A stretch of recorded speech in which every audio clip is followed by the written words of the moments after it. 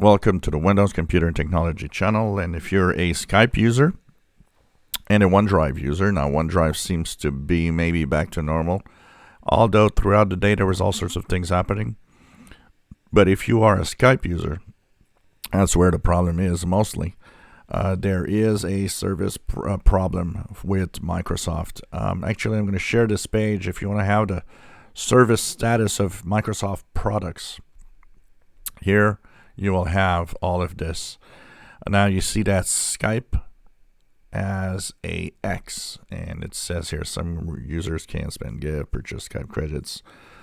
Some users not unable to view or change recently purchased stuff. So anyways, they're having a problem right now.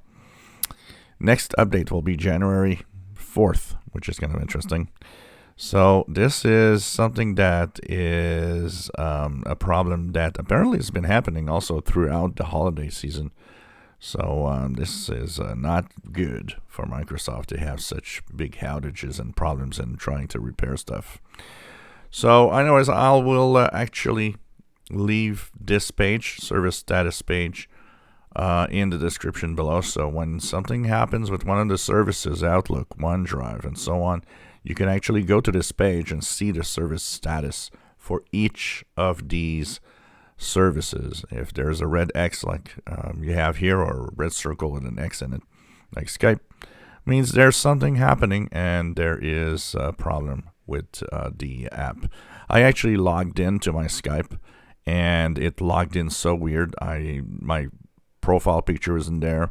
Everybody's profile picture is simply letters, and everybody seems to be offline. So it's definitely something weird happening with Skype today, January 2nd, 2023. So there is this link in the description. Maybe you could keep it in one of your favorites. So if something's going wrong with your Microsoft services online, well, you'll be able to check it out here. If you enjoy my videos, please subscribe, give us thumbs up. Thank you for watching my videos.